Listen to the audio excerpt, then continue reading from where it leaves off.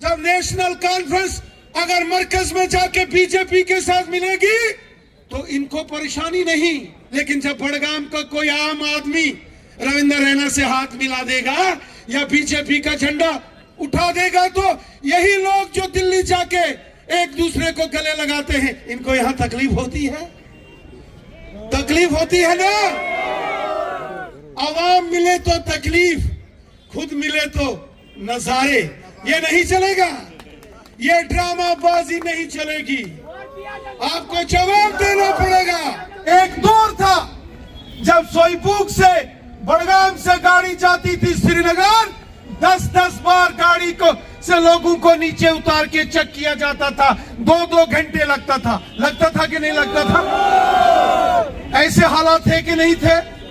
और ये उन हुकूमतों का दौर था जिन्होंने कश्मीर के अंदर तबाही और बर्बादी लाई।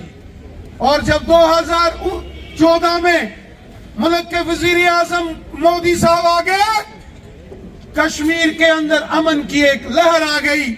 आज कश्मीर के अंदर अमन है, खुशहाली है, सड़कों पर चहल पहल है, बाजारों में रौनक है।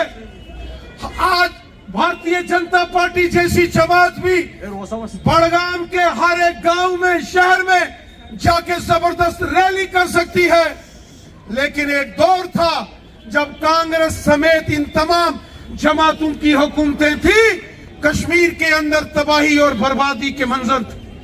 कश्मीर का शायद ही कोई घर बचा हो जिस घर में यहां लोगों को जख्म न दिए गए हों।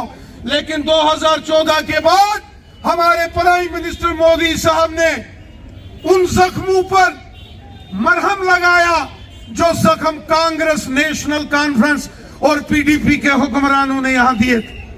शायद ही कोई घर होगा जिस घर में पिछले 40 सालों में मातम नहीं हुआ होगा। बहुत दुख, तकलीफ, परेशानियां कश्मीर के लोगों ने देखी। एक दौर था जब कश्मीर के बच्चे हमारे घरों से स्कूल, कॉलेज, यूनिवर्सिटीज जाते थे, डर लगता था पता नहीं शाम को हमारे लखते जिगर घर आएंगे कि नहीं आएंगे। और आज हमारे बच्चे शान से स्कूल, कॉलेज और यूनिवर्सिटीज में जाते हैं, किसी को कोई परेशानी, कोई तकलीफ नहीं।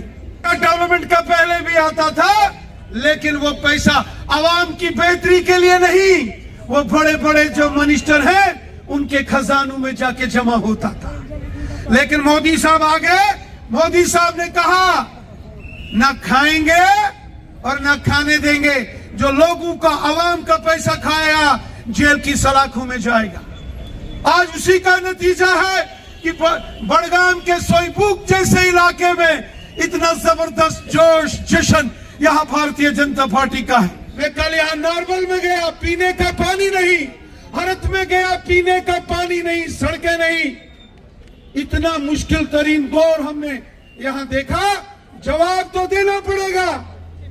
आज मोहतरम मेरे काबिल दोस्त उमर अब्दुल्ला साहब रैली कर रहे थे, मैं देख रहा था, बड़ी तनकीद का निशाना बना रहे थे, कह रहे थे ये बीजेपी फलाना से मिली है, फलाना से मिली है।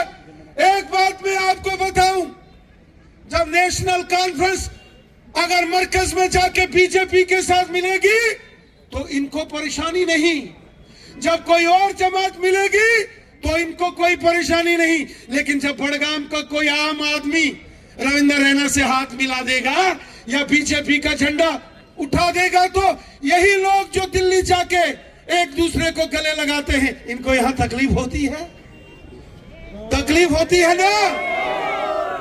आवाम मिले तो तकलीफ, खुद मिले तो नजारे। ये नहीं चलेगा, ये ड्रामाबाजी नहीं चलेगी, आपको जवाब देना पड़ेगा, आपको जवाब देना पड़ेगा।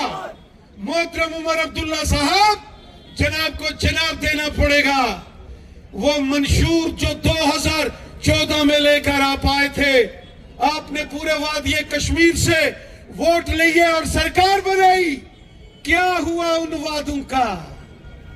वादा तेरा वादा, कहां गया तेरा वादा?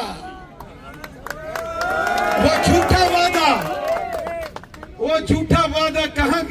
आज सारी दुनिया ने देख लिए, जिन वादों पर लोगों से वोट लिए, जिन वादों से यहां हुकूमत बनाई, आज कहते हैं कि वो वादा गायब हो गया।